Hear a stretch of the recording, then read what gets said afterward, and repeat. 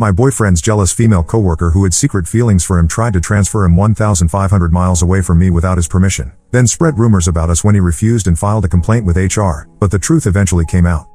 I, 28F, have been with my boyfriend Avery, 29M, for just over 2 years now. We moved in together about a year ago and things have been generally good between us. Before Avery and I lived together, he shared an apartment with Victoria, 27F, a colleague from his company. They weren't romantically involved according to Avery, just friends who split rent in the expensive city we live in. About 6 weeks into our relationship, I met a group of Avery's coworkers at a company event. After Avery stepped away to get drinks, one of them mentioned something that caught me off guard. They said, "It's nice to finally meet Avery's girlfriend." We were all surprised when he started dating someone new, especially since everyone thought he and Victoria had something going on. Another coworker nodded and added that Avery and Victoria seemed extremely close and were practically inseparable at company functions. This information bothered me more than I wanted to admit. Avery had described Victoria as just a roommate and colleague, but according to his coworkers, there seemed to be more to the story. I tried to push these thoughts aside and enjoy the rest of the evening, but the comments lingered in my mind for weeks afterward. About a month later, Avery invited me to a dinner with several of his friends, including Victoria. Throughout the evening, I noticed how comfortable they were with each other, inside jokes, finishing each other's sentences, and a general familiarity that made me increasingly uncomfortable. Avery didn't seem to be hiding anything, but the way Victoria looked at him when she thought no one was watching sent alarm bells ringing in my head. I held my concerns in for another few weeks, but they continued to eat away at me. Then one night, after having too many drinks at a friend's birthday party, everything came to a head. Avery and I were walking home, and I blurted out everything, the comments from his coworkers, my observations about Victoria's behavior, and my fears that there was something he wasn't telling me about their past relationship. Avery stopped walking and turned to me with a surprised expression. I continued rambling about how I couldn't handle being the replacement or the second choice. I demanded to know if they had ever been romantically involved. My voice grew louder and more frantic with each question. People passing by on the street started looking at us. The whole situation was embarrassing and definitely not my finest moment. Avery firmly denied that anything had ever happened between him and Victoria. He explained that the office rumors started because they carpooled together and often ate lunch at the same table with other colleagues. He claimed people in the office liked to gossip, and since they lived together, assumptions were made. Avery assured me he had never seen Victoria as anything more than a friend and roommate. After we got home, I calmed down and apologized for my behavior. I told Avery that I believed him and that even if something had happened between them in the past, it wouldn't matter because I knew he was committed to our relationship now. Avery accepted my apology, and I thought that would be the end of it. A few days later, Avery mentioned that he had told Victoria about my breakdown, his words, not mine. This bothered me immensely. I hadn't even met Victoria properly at that point, and now her first impression of me would be as the jealous, insecure girlfriend who had a public meltdown about her. I asked Avery why he would share something so private with her, and he said he had always gone to Victoria for advice when he didn't know how to handle situations. I pointed out that this particular situation directly involved Victoria, which made his decision to discuss it with her inappropriate. Avery seemed genuinely surprised by this perspective, as if the thought hadn't occurred to him. Despite my discomfort with the situation, I decided to take the mature approach and address things directly with Victoria. I invited her out for coffee, hoping to make a better impression and clear the air. During our meeting, I apologized for jumping to conclusions based on office gossip and explained that I had been in a particularly vulnerable place that night. Victoria nodded and smiled politely, but her eyes remained cold. She accepted my apology verbally, but something in her manner told me she wasn't letting this go. In the months that followed, I made several genuine attempts to build a friendship with Victoria. I remembered her birthday with a thoughtful gift related to her favorite hobby, photography. I helped her move into a new apartment when she had to rush back to her hometown for a family emergency. I even arranged a private tour of a local craft brewery after overhearing Avery mention it was a place she had always wanted to visit. Despite these efforts, Victoria's attitude toward me never warmed. As Avery and I grew closer and eventually moved in together, his direct contact with Victoria outside of work naturally decreased. They still saw each other at the office daily, and occasionally at gatherings with mutual friends, but the dynamic had shifted. Avery seemed oblivious to the tension between Victoria and me, or perhaps he simply chose to ignore it for the sake of peace. At these group gatherings, Victoria consistently treated me with subtle disdain. She would greet everyone in the room except me. When I spoke, she would either talk over me or roll her eyes when she thought no one was looking. If I joined a conversation she was part of, she would find a reason to move away or change the subject. These behaviors were subtle enough that Avery never seemed to notice, but obvious enough that other friends occasionally gave me sympathetic glances. After numerous failed attempts to win her over, I eventually gave up trying. I decided it wasn't worth the energy anymore. When Avery asked why I had stopped making an effort with Victoria, I simply told him that I had tried my best, but some people just don't click. I wasn't going to force a friendship that clearly wasn't meant to be. About 8 months ago, Victoria received a promotion that put her in a management position above Avery. Her new role involved overseeing company expansion, including the opening of new branches in different cities. Avery was genuinely happy for her success and never expressed any discomfort about their changed professional dynamic. Last month, Avery mentioned during dinner that Victoria had approached him about an opportunity to head up a new branch office in a city approximately 1,500 miles away. The position would require him to relocate for at least 2 years, with only occasional trips back home. Avery told me he had immediately declined the offer, explaining to Victoria that he was established here with me and had no interest in a long-distance relationship or asking me to uproot my life and career. I thought that was the end of it until 2 weeks later when Avery came home visibly frustrated. He explained that despite his clear refusal, Victoria had submitted his name as a candidate for the position anyway. Her reasoning, according to Avery, was that he was the most experienced person in the department and would be the best choice for establishing the new location successfully. Avery had discovered this only when the department head congratulated him on being in the running for the prestigious opportunity. Avery insisted he would decline again, more formally this time, but I couldn't help feeling that Victoria's actions were deliberately calculated to create distance between us. Avery dismissed this idea, attributing her actions to professional considerations rather than personal motives. His inability to see what appeared obvious to me was frustrating, but I decided not to push the issue and create unnecessary conflict. Instead, I asked Avery if we could have an honest conversation about boundaries regarding Victoria. I explained that while I would never ask him to end his friendship with her, I did have some requests that would make me more comfortable.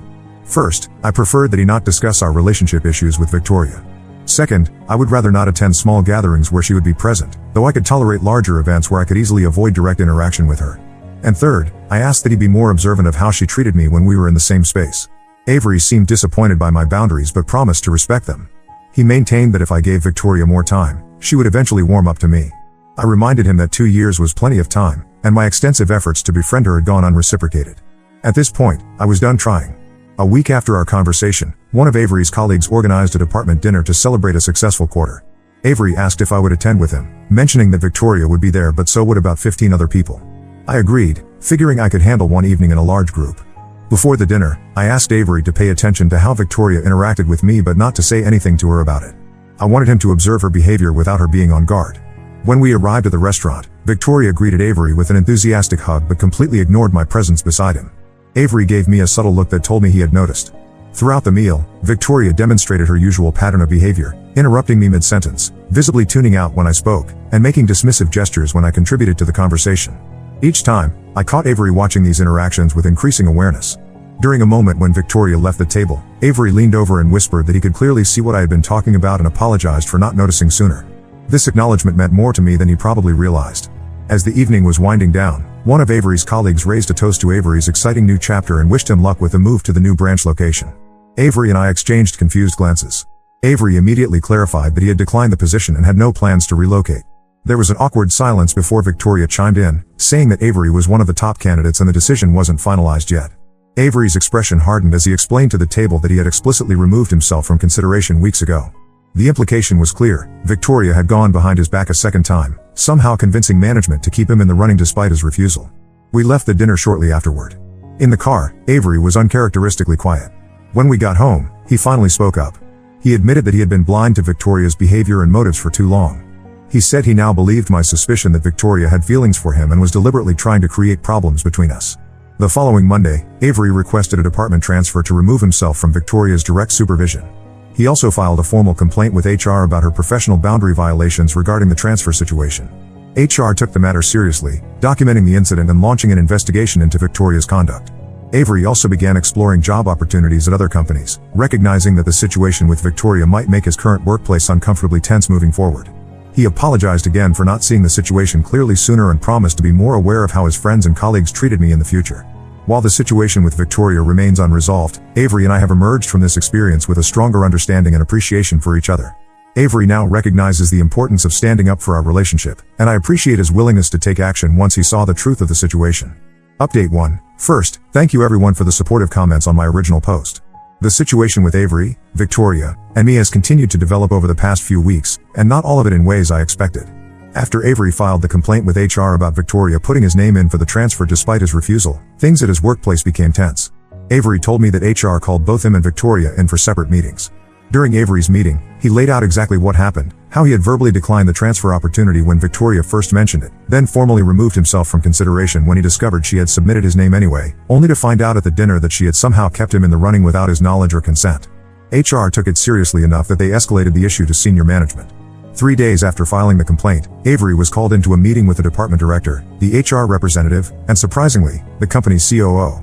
They apologized for the confusion and assured Avery that his name had been removed from consideration for the transfer. They also informed him that they were taking his complaint about Victoria seriously and would be conducting a thorough investigation.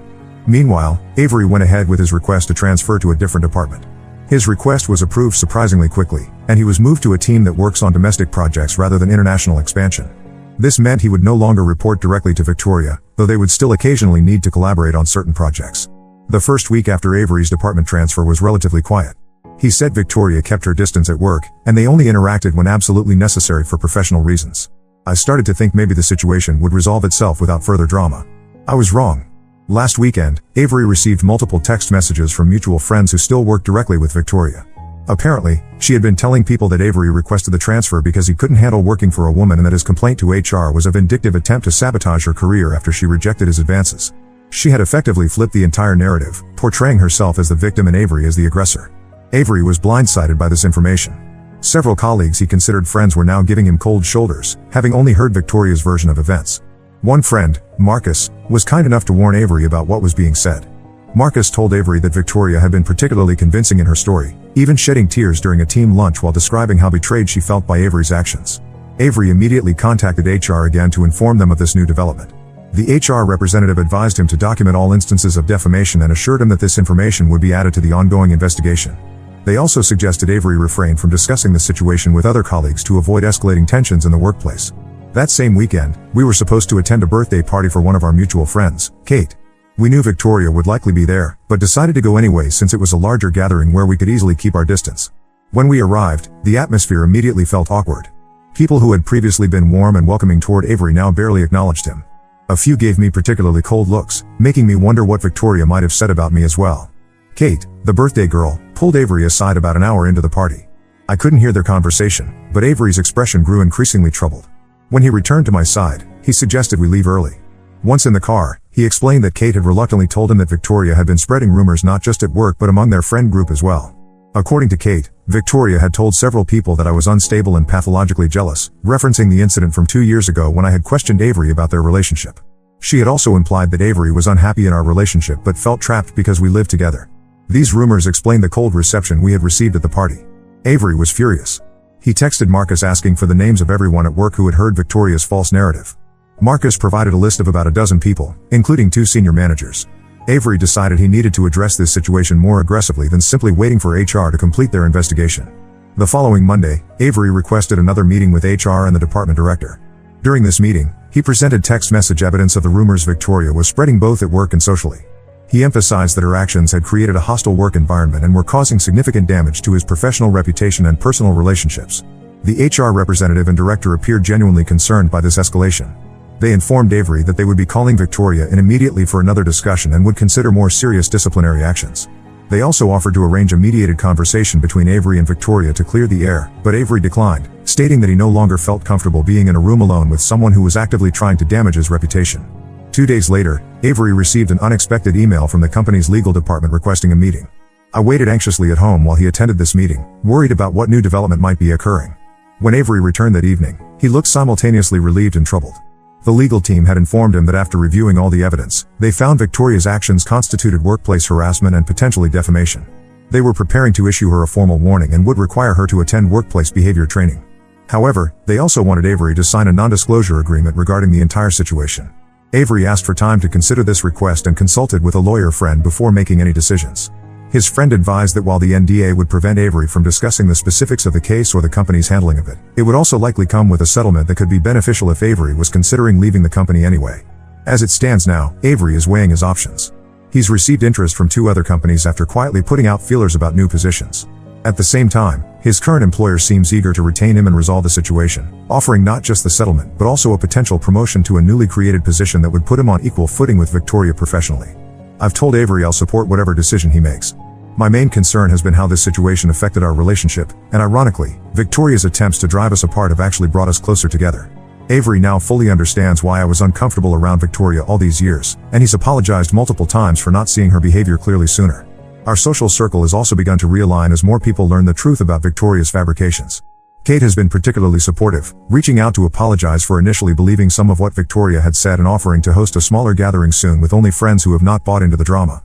I'll update again once Avery makes his decision about the NDA and his future with the company. Update 2. The past 2 months have been quite eventful. After much consideration, Avery decided to sign the NDA and accept a settlement from his company. The terms prevent him from discussing specific details about the situation with Victoria or the company's handling of it, but he was allowed to inform close friends and family that the matter had been resolved satisfactorily. The settlement amount wasn't life-changing, but it was substantial enough to give Avery some financial flexibility while he considered his next career move. Despite the company's offer of a promotion, Avery ultimately decided it was time for a fresh start elsewhere.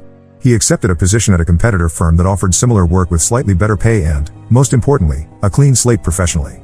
His last day at the old company was 3 weeks ago, and he started the new job last week. Before Avery left his previous workplace, something unexpected happened. One of his closer colleagues, Trevor, asked to meet for lunch during their final week working together. During this lunch, Trevor revealed something that shed new light on Victoria's obsession with Avery.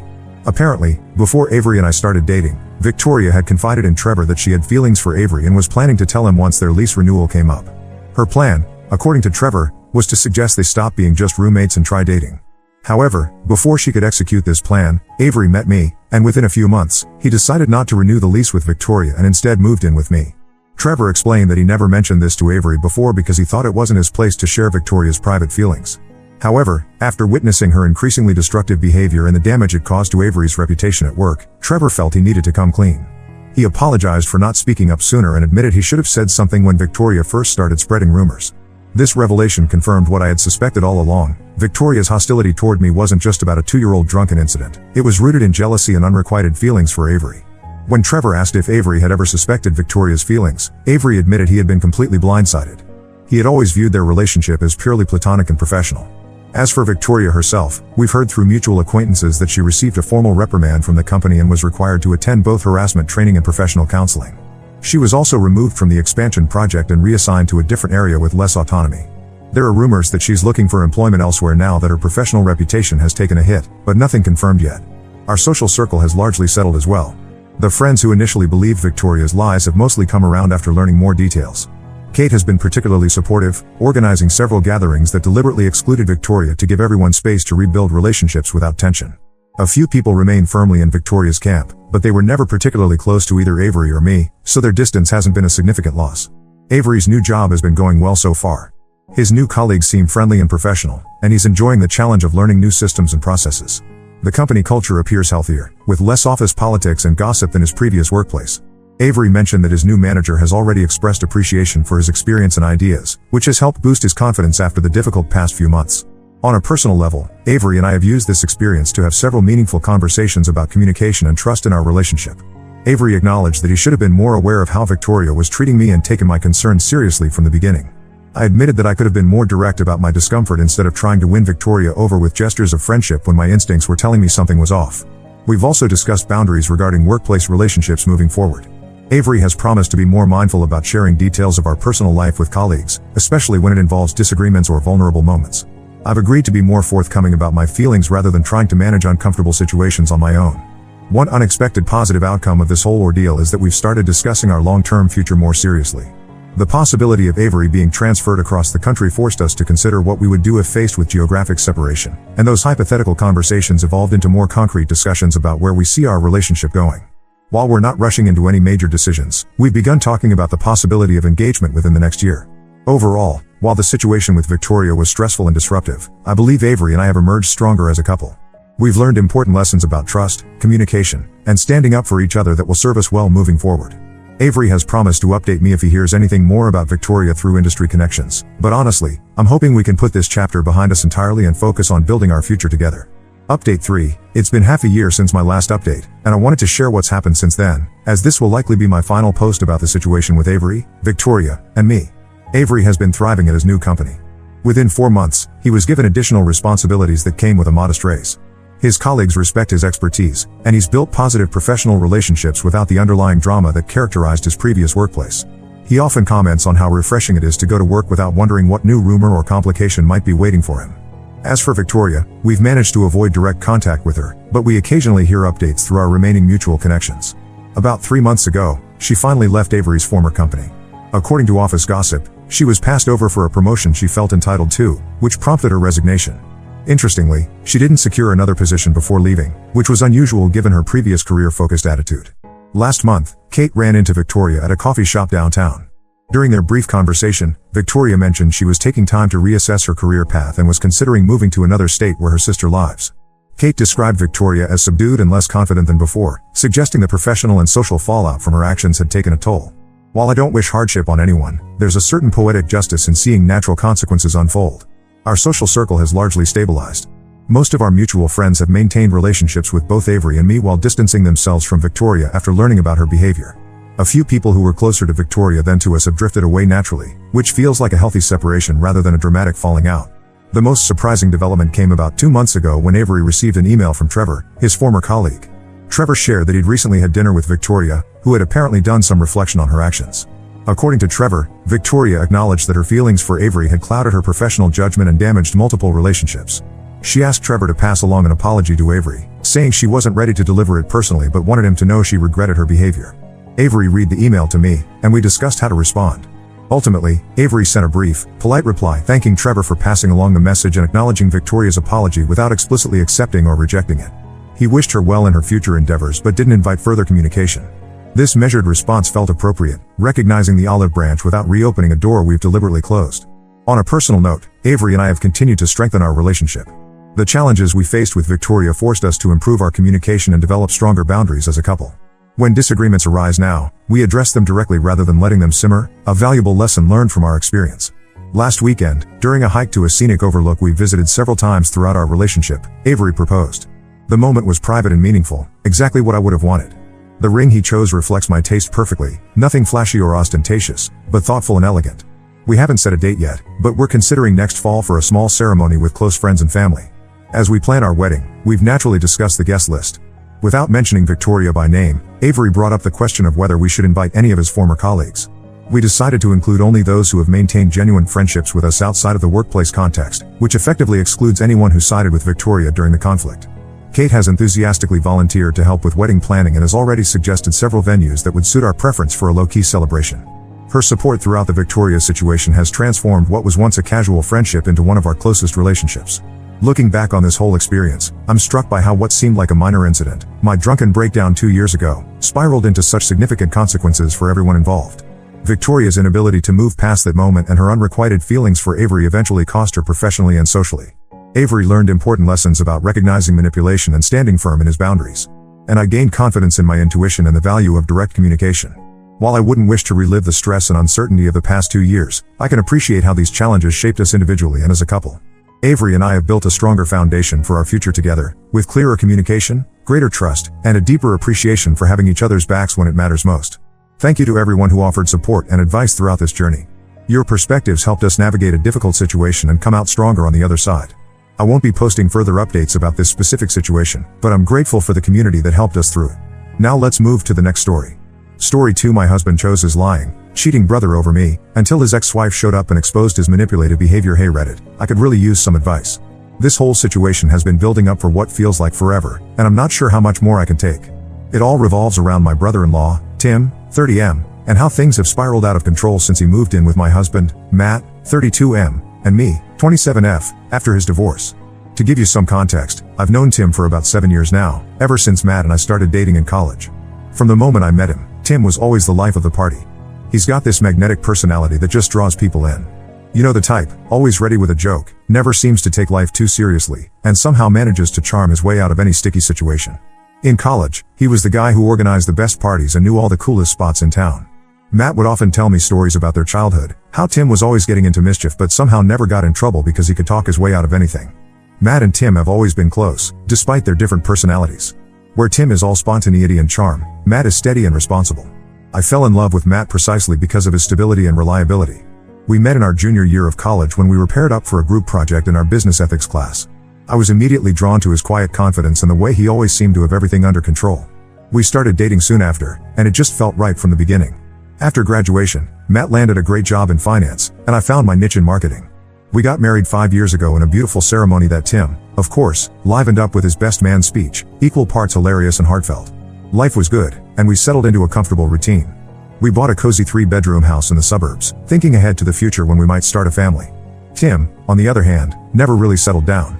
He bounced from job to job, bartender, sales rep, even a brief stint as a motivational speaker. Nothing ever seemed to stick, but he always landed on his feet somehow. That all changed when he met Laura, 28F, at a mutual friend's wedding 3 years ago. It was like watching a whirlwind romance unfold in real time. Within 6 months, they were engaged, and by the 1-year mark, they were married in a lavish ceremony that, looking back, was probably way beyond their means. At first, everything seemed perfect. Laura was smart, beautiful, and seemed to ground Tim in a way nothing else ever had. He even managed to hold down a steady job as a sales manager for a local car dealership. Matt and I were thrilled. It felt like Tim had finally grown up and found his place in the world. But about 2 years into their marriage, cracks started to show.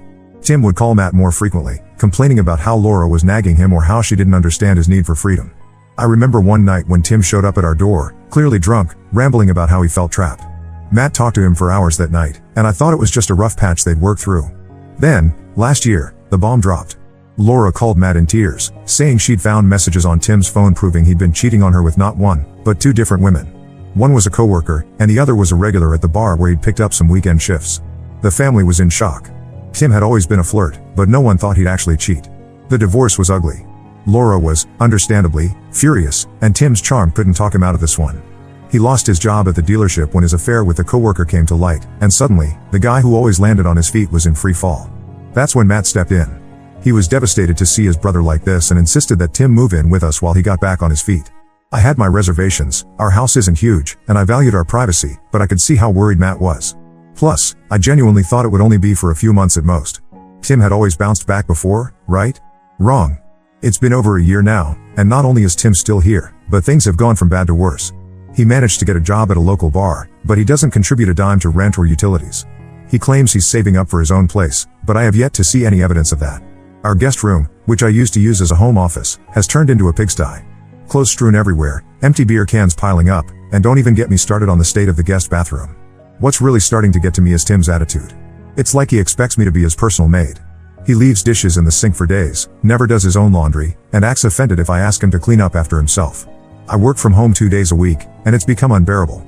He'll wander into the kitchen while I'm on a Zoom call, making noise and sometimes even trying to chat with me. The worst part is how it's affecting my relationship with Matt. We've started fighting more and more about Tim. Every time I bring up that it might be time for him to move out, Matt gets defensive. He keeps making excuses, saying Tim is still struggling with a divorce and needs more time. But how much time is enough? I'm starting to feel like a guest in my own home, tiptoeing around Tim's moods and messes. Last week was the final straw for me. Matt and I had a rare night out together, dinner and a movie, nothing fancy, just a chance to reconnect. We got home around 11 p.m. to find our house had been turned into Party Central. Tim had invited a bunch of people over, most of whom I'd never even seen before. There were empty beer cans and pizza boxes everywhere. Someone had spilled red wine on our cream-colored carpet, and I'm pretty sure I smelled weed coming from the guest room. I was furious. This was our home, not some frat house. When I confronted Tim, he just shrugged it off with that charming smile of his and said he was blowing off some steam. What really got to me was Matt's reaction. He seemed more amused than angry, helped clean up a bit, and told me to let it go. It was like he was back in college, covering for his little brother's antics. I don't know how much more of this I can take.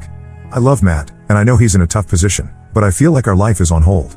We've talked about starting a family, but how can we even consider that with Tim taking up space and resources? I'm starting to resent both of them, Tim for taking advantage of our hospitality, and Matt for letting him. I've tried talking to my friends about this, but they're divided. Some think I'm being too harsh and that family should always come first. Others are shocked we've let it go on this long. I'm at a loss. How long am I supposed to put up with this? Am I the asshole for wanting Tim to leave and for expecting Matt to back me up on this? I know family is complicated, and I don't want to come between brothers, but I also feel like I have a right to be comfortable in my own home. Any advice on how to handle this without blowing up my marriage would be greatly appreciated. I'm starting to feel like I'm the crazy one for being upset about this situation. Update 1: It's been about 2 weeks since I posted here, and I have to say, things have taken a turn I really wasn't expecting. First off, I want to thank everyone who took the time to read my post and offer advice. Your comments gave me the courage to finally put my foot down and have a serious talk with Matt about the whole Tim situation. After reading through all the responses, I realized that I needed to make it clear to Matt just how much this was affecting me and our marriage. So, last Saturday, I sat Matt down after dinner. Tim was out at work, and laid it all out. I told him that while I understood his desire to help his brother, the current situation was unsustainable. I explained how I felt like a stranger in my own home, how the stress was affecting my work, and how I was starting to resent both of them. I have to give Matt credit, he really listened. I think seeing how upset I was finally made him realize that this wasn't just a minor inconvenience for me. He admitted that he'd been avoiding the issue because he was worried about Tim spiraling again if we kicked him out. We talked for hours, going over everything that had happened in the past year.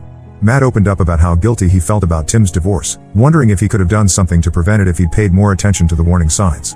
In the end, we agreed that we needed to set some firm boundaries with Tim and have a serious conversation about his plans to move out. We decided to give him a timeline, 3 months to find a new place and get out on his own.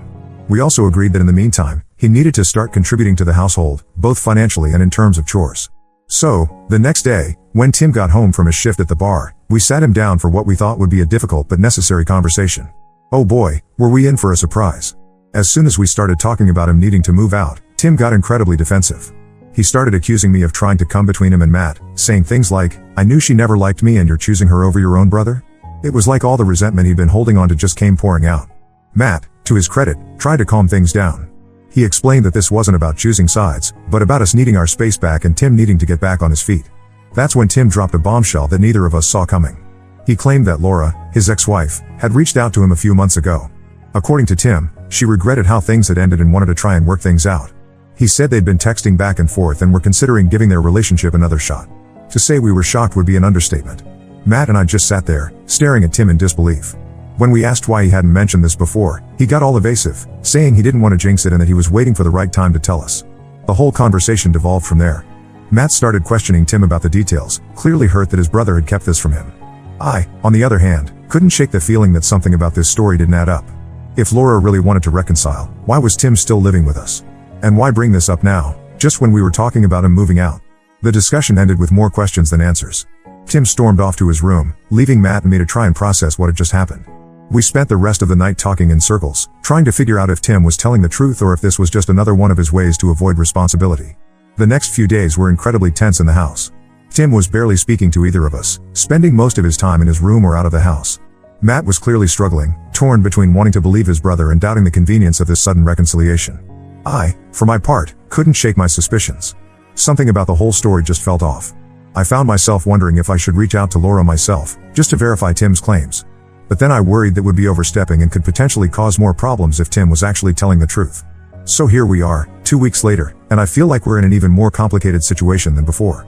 On the one hand, if Tim is telling the truth and he and Laura are working things out, that could solve our living situation problem. On the other hand, if he's lying, which, given his history, isn't out of the question, we're back at square one, with the added complication of broken trust. Matt is struggling to know how to proceed. He wants to believe Tim, but I can tell he's also wary of being taken advantage of again. We've had a few heated discussions about it, with Matt accusing me of being too suspicious and me feeling like he's being too naive. I don't know what to do next. Part of me wants to push the issue and demand some kind of proof from Tim about his communications with Laura. Another part of me thinks we should just stick to our original plan and insist he move out in 3 months, regardless of what's happening with his ex-wife. I thought having that conversation with Tim would solve our problems, but now I just feel more confused and uneasy than ever. Any advice on how to handle this new development would be greatly appreciated. Should we believe Tim? Should we reach out to Laura? Or should we just stick to our guns about him moving out, regardless of his claims?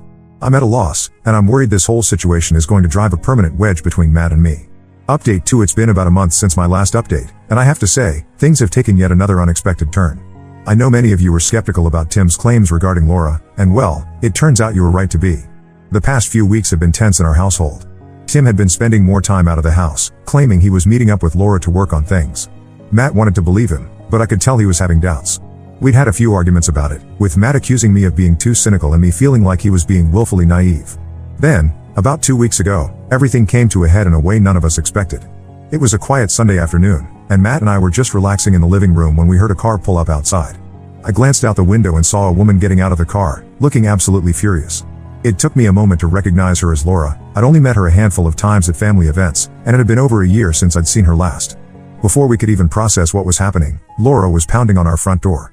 Matt opened it, looking confused, and Laura burst in, her eyes scanning the room until they landed on Tim, who had just emerged from his room to see what all the commotion was about. What followed was one of the most uncomfortable and revealing confrontations I've ever witnessed. Laura started yelling at Tim, demanding to know why he wouldn't leave her alone. It quickly became clear that Tim's story about their reconciliation was a complete fabrication. Not only was Laura not interested in getting back together, but she was actually in a new relationship and had been for months. According to Laura, Tim had been harassing her nonstop for weeks. He'd been calling, texting, and even showing up at her workplace, begging her to take him back. She showed us her phone, which was filled with desperate messages from Tim, ranging from pleas for another chance to thinly veiled threats about ruining her new relationship. The look on Matt's face as he realized the extent of Tim's lies was heartbreaking. He just stood there, looking back and forth between Tim and Laura, as if he couldn't quite believe what he was hearing. Tim, for his part, seemed to shrink into himself. All his usual charm and bravado disappeared, replaced by a look of panic and shame. Laura made it clear that if Tim didn't stop contacting her immediately, she would be forced to seek a restraining order. She also revealed that Tim's behavior had been escalating, and she was genuinely afraid of what he might do next. It was a side of Tim that neither Matt nor I had seen before, and it was deeply unsettling. After Laura left, the house fell into a heavy silence. Matt looked utterly defeated, while Tim just stood there, seemingly at a loss for words. When Matt finally spoke, his voice was quiet but firm. He told Tim that he needed to leave, not in 3 months, not in a week, but now. I've never seen Tim look so small as he did in that moment. Without a word, he went to his room and started packing his things. Matt and I just sat in the living room, trying to process everything that had just happened. I wanted to comfort Matt, to tell him that none of this was his fault, but I couldn't find the words. Tim was gone by the next morning. He left a note for Matt, full of apologies and promises to get help, but it felt hollow after everything we'd learned. Matt hasn't spoken to him since, and I know he's struggling with feelings of guilt and betrayal. The past 2 weeks have been strange. Our house feels emptier, but not necessarily in a bad way. It's like a weight has been lifted, but we're still adjusting to the sudden change. Matt and I have been talking more, trying to work through everything that's happened. He's opened up about how blind he feels for not seeing through Tim's lies, and how guilty he feels for putting our marriage under so much strain. I've been doing my best to support Matt, but I'd be lying if I said it wasn't affecting me too. There's a part of me that feels relieved Tim is gone, but another part that feels guilty for feeling that way. After all, he's still Matt's brother, and I know how much Matt cares about him. We've had some difficult conversations about boundaries and trust. Matt admits that he let his love for his brother cloud his judgment, and he's promised to be more considerate of my feelings in the future. I, in turn, have tried to be more understanding of the complex emotions Matt is dealing with. The whole situation has made us realize that we need to work on our communication as a couple. We've been so focused on the Tim situation for so long that we've neglected other aspects of our relationship. We've decided to start having regular check-ins where we can discuss any issues or concerns openly. As for Tim, we've heard through the family grapevine that he's staying with a friend for now. Matt's parents are understandably upset about the whole situation, and there's been some tension there. They seem to think we should have done more to help Tim, but Matt has been firm in explaining why that wasn't possible. I'm still processing everything that happened with Laura. It's scary to think about how Tim's behavior had escalated, and I can't help but wonder if there were signs we missed. It's made me realize how little we really knew about what was going on in Tim's life, despite him living under our roof for over a year. Looking back, I can see how Tim's charm and Matt's loyalty created a perfect storm that allowed this situation to go on for as long as it did. I'm hoping that this will be a turning point for all of us, a chance for Matt and me to strengthen our relationship, and maybe, eventually, an opportunity for Tim to get the help he clearly needs. For now, though, we're taking it one day at a time. Our house feels like our own again, and we're slowly finding our way back to the routines we had before Tim moved in. It's not perfect, we still have a lot to work through, but for the first time in a long time, I feel hopeful about our future. Update 3. It's been a few months since my last update, and I wanted to share how things have progressed. While our home is finally back to being just ours, I have to admit that my marriage with Matt is still in a process of healing. The whole ordeal with Tim left some deep scars that we're still working to mend. About a month after Tim left, he reached out to Matt. It was a long email, full of apologies and promises to change. Tim said he'd started seeing a therapist and was working on his issues. He asked if they could start over and rebuild their relationship. Matt didn't respond right away. I could see how torn he was. Part of him wanted to believe in his brother's capacity for change, but another part was still hurt and wary of being deceived again. After a few days of mulling it over, Matt decided to send a brief, cautious reply. He told Tim that while he was glad to hear he was getting help, he needed time and space to process everything that had happened. He made it clear that any future relationship would need to be built on honesty and respect, not just for Matt, but for me and our marriage as well.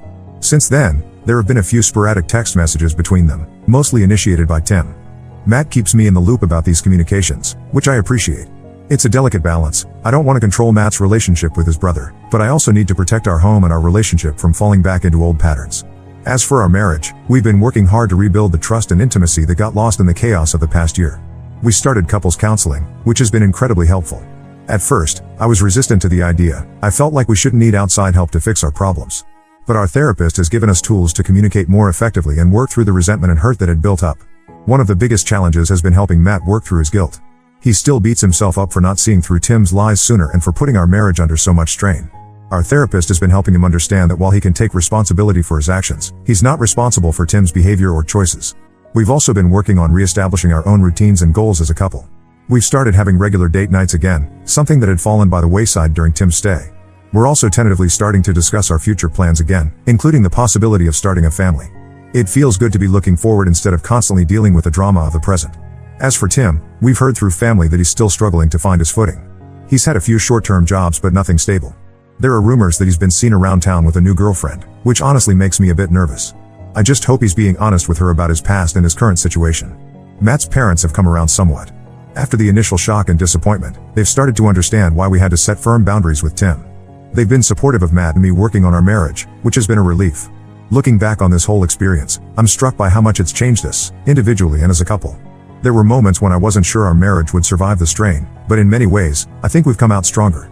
We've learned a lot about communication, boundaries, and the importance of putting our relationship first. That's not to say everything is perfect. We still have our moments of tension, especially when the topic of Tim comes up. But we're better equipped now to handle these challenges together. We're more honest with each other about our feelings and more willing to compromise. As we move forward, I'm cautiously optimistic. I know there will likely be more challenges ahead, especially as Matt navigates his evolving relationship with Tim. But I feel like we have a solid foundation now to face whatever comes our way. To anyone out there dealing with similar family drama, my advice would be this: don't be afraid to set boundaries, even with family. Communicate openly and honestly with your partner, and don't let outside influences come between you.